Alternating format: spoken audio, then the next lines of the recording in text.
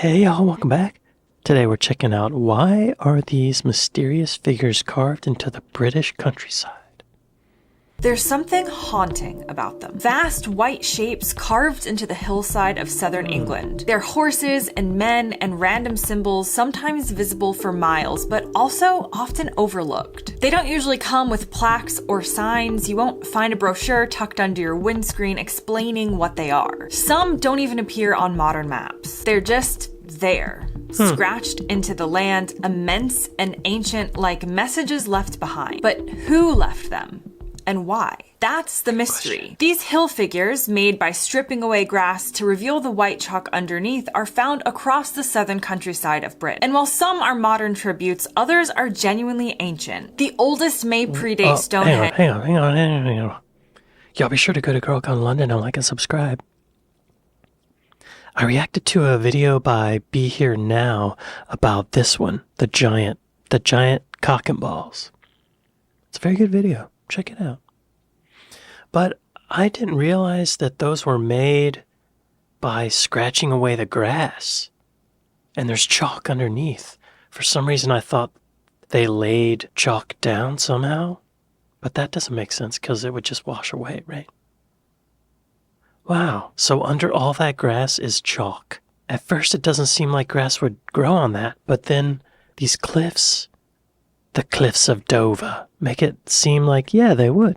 Wait, where are they? Here on modern, ancient, like there. Yeah, there's grass. There's grass on that chalk. That chalk has grass. These hill figures, made by stripping away grass to reveal the white chalk underneath, are found across the southern countryside of Britain. And while some are modern tributes, others are genuinely... Those look like modern tributes, right? Those are modern. They have to be. Found across the southern countryside of Britain. And while some are modern tributes, others are genuinely ancient. The oldest may predate Stonehenge, and yet we still don't really know what they're... I love this one. I love this giant. He's going... And his cock and balls are out, and he has a boner. It's as if Britain's hills have been used as a giant chalkboard over the centuries, and while we can take some good guesses, ultimately, no one is 100% sure what the lesson really was. Now, to understand these chalk figures, we have to know that the southern half of England sits atop a vast geological shelf of chalk, formed from the skeletal remains of the microscopic sea creatures over 70 million years ago. When rain and time wore away the upper layers of Earth, they exposed the soft, brilliant white limestone. Farmers were the first to notice how bright the soil became when you plowed too deep, but then the artists and the warriors and the tribes came along. And with it, they saw the chalk as a canvas. Because chalk is unusual in that it holds its shape. It gleams in the sunlight, and when you carve a chalk figure into a sloped hill, it becomes visible for miles. Wait, chalk is... Did she say chalk is from... microscopic sea creatures? That's a lot of sea creatures. Hang on. How is chalk made? Chalk is made by grinding and processing natural chalk. Okay, but how is that chalk made? Natural chalk made. Wow. Yeah, natural chalk is made from the calcium carbonate skeletons of microscopic marine organisms, like plankton that accumulate on the seafloor, forming layers of ooze. Over millions of years, these layers are compressed and consolidated into a soft white sedimentary rock known as chalk, a type of limestone.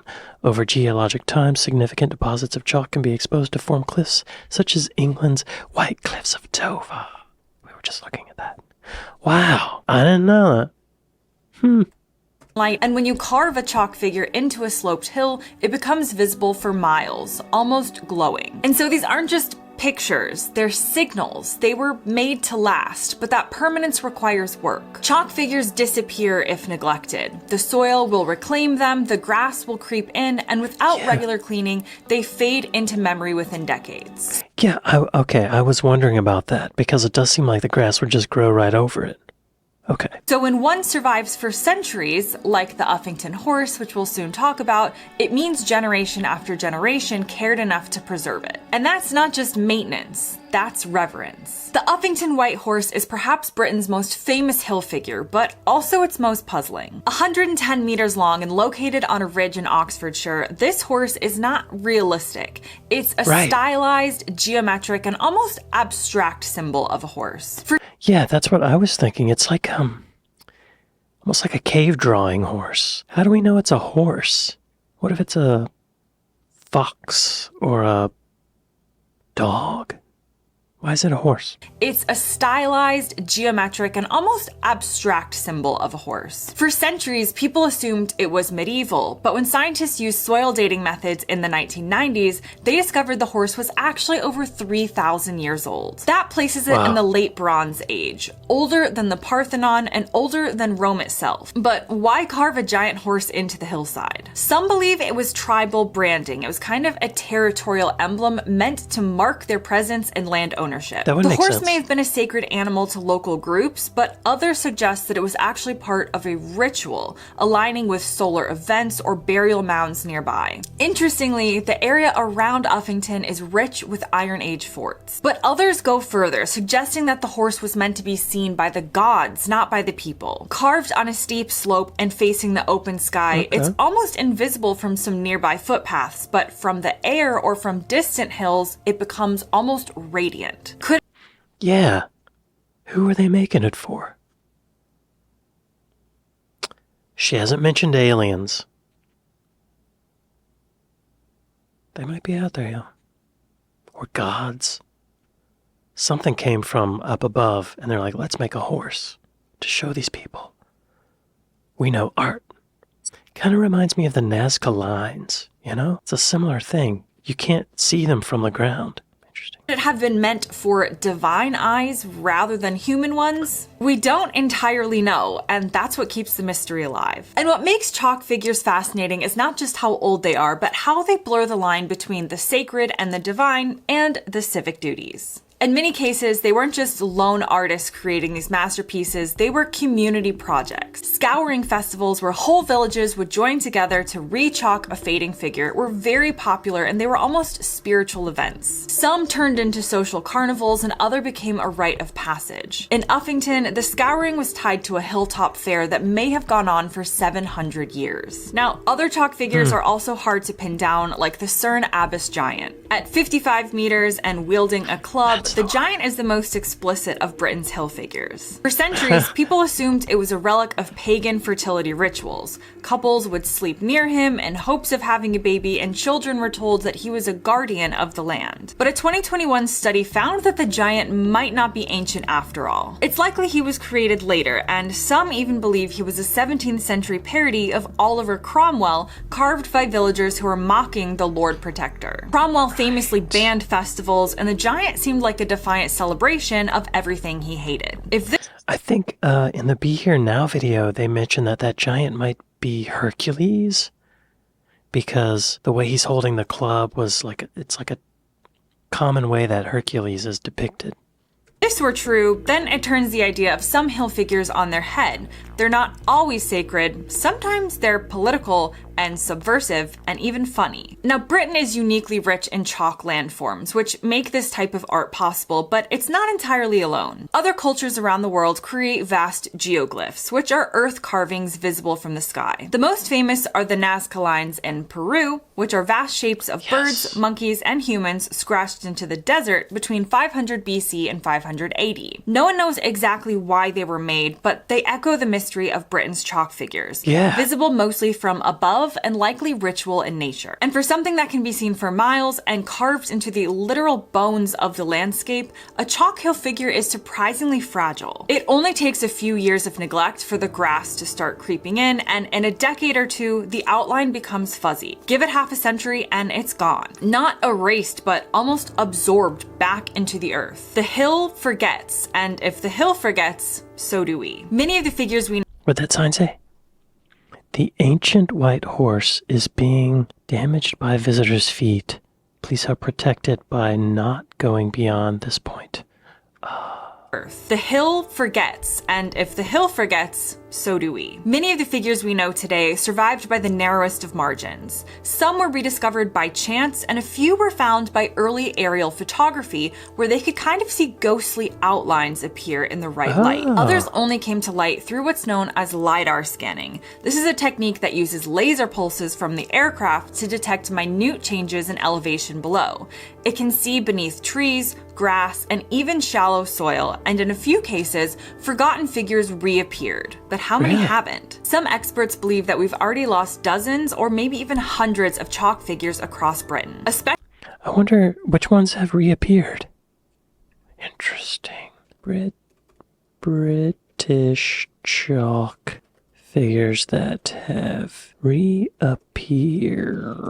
Multiple historic British chalk figures have recently reappeared or been restored after years of fading and neglect. Which one? The Uffington White Horse? No, that's been around. Oh, I guess it's being restored. That's good. The Cerne Abbas giant. That's the cock and balls. Pusey White Horse. Which one is that? Oh, now that's a horse.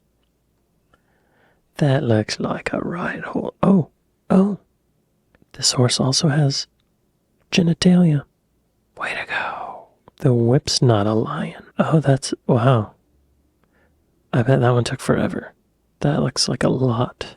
It's not just an outline of a lion. That is a lion. Something about that one feels modern, you know? It feels like modern art had something to do with that. Oh, it's 100 years old. Almost 100 years old. Okay. So yeah, that's relatively recent. Oh, here's about the restoration, I guess. In Oxfordshire, England, an iconic prehistoric chalk figure known as the Uffington White Horse has been meticulously restored after showing signs of significant wear.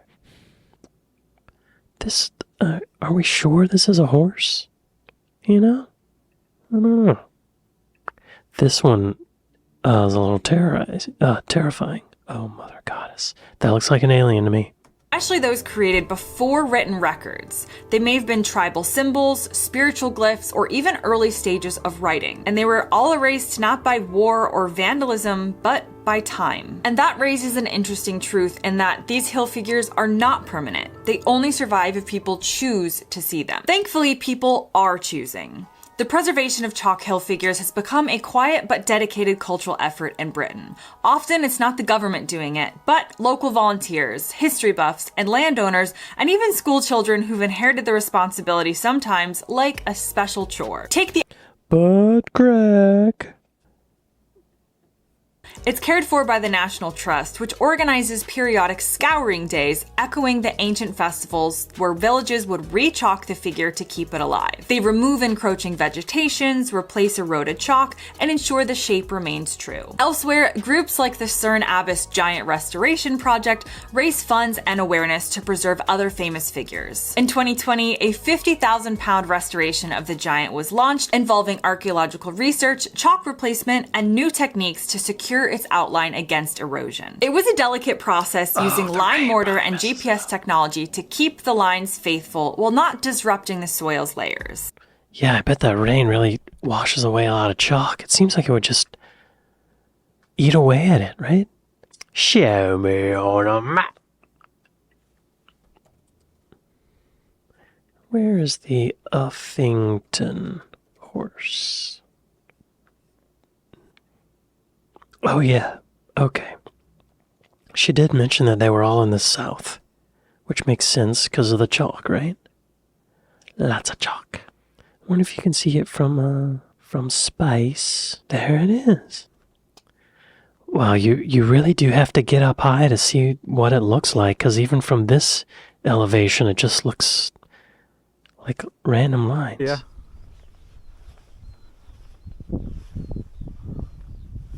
White Horse Hill. Nice. Uffington Castle. A hill fort defended by a bank and ditch with entrance on the west, built during the Iron Age. The White Horse may have been related to the fort, and in recent times the fair and festivities connected with the scouring of the horse were held here. This monument is in the care of the Ministry of Works, blah, blah, blah. Okay, so there used to be a castle there, I guess. Oh, that's beautiful. That's a nice photo, whoever took it. Epic. What is that? Beautiful. Wow. What's that say? What's that say? Presented by the Royal Military College of something or other. Flowers. German Shepherd.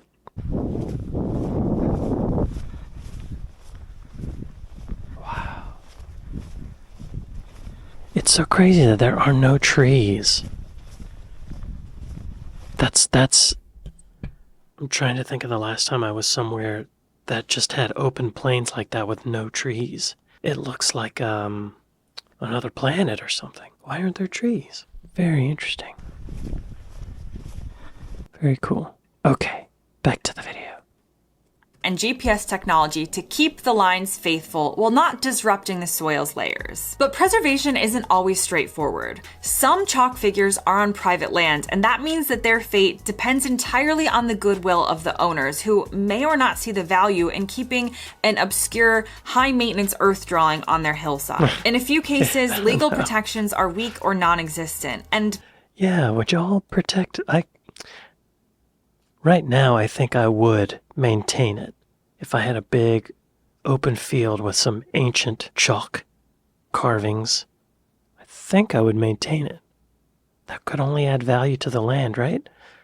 But I wonder how labor intensive it is. It might be a lot of work. I would do it. I would do it. Then there's the weather. Intense rainfall increases soil runoff and plant overgrowth, and that means that scouring will need to be more frequent and preservation becomes more costly. Now, one of the most intriguing developments in recent years for these hill figures is how modern technology has stepped in to help document and preserve these figures, sometimes in ways that reveal much more than the human eye can. Firstly, there's LiDAR scanning, which has uncovered lost hill figures even when they can't be seen from the ground. Then there's drone imaging, which helps researchers track erosion in real time and map precise coordinates for restoration. We also have 3D modeling these days, and that can be used to reconstruct what figures may have looked like in earlier centuries, especially those that have degraded over time. In one project, the Long Man of Wilmington was digitally compared to 18th and 19th century engravings, revealing how the figure has actually subtly changed over time, with arms and feet drifting outward due to imprecise rechalking. There's also a debate about whether new chalk figures should be created today.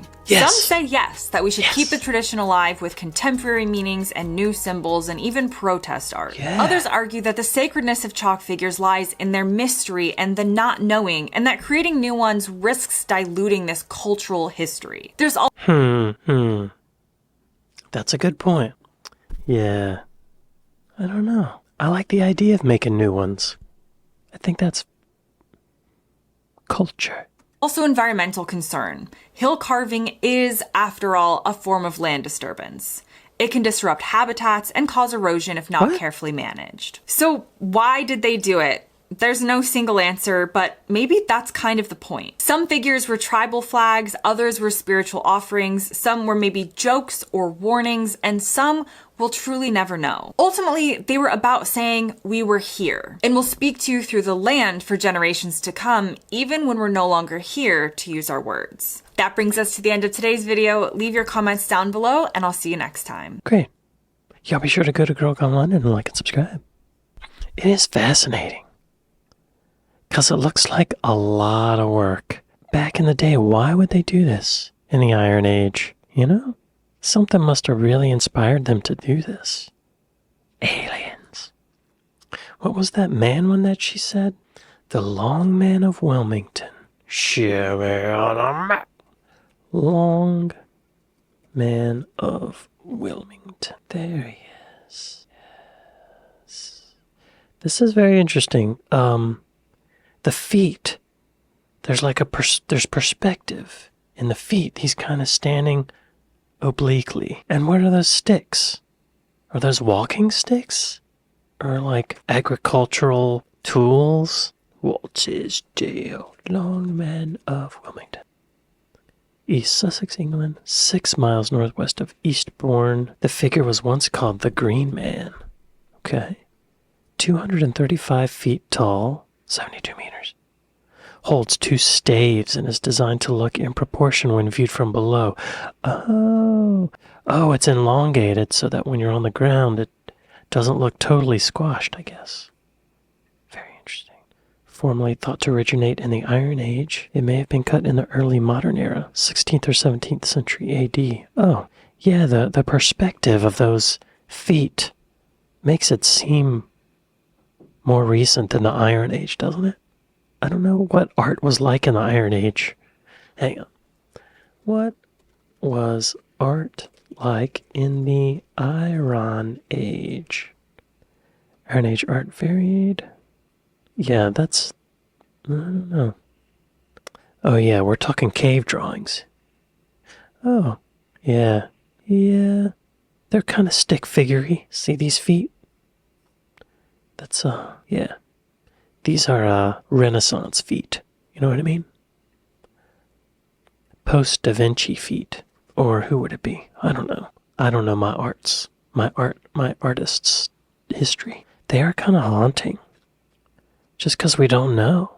I bet it's pretty amazing to stand next to this and realize how old it is. And realize that you're standing somewhere that someone a long time ago was roaming around and digging up earth. That's amazing. This might also be a cat. I'm getting cat vibes from this because of the whiskers and those ears. It just doesn't say horse to me. Maybe it's a horse. I don't know. I guess the arched neck kind of makes it look like a horse. What do y'all think? Is that a horse? What are these things coming out of its mouth? You know? Buck teeth? Snot? This one looks like Iron Age art. I would love to go and see some of those when I go over there. I would love to create a JJLA Reacts chalk carving. Well, yeah, I'd like to thank my patrons. I'd like to thank my Buy Me a Coffee folks.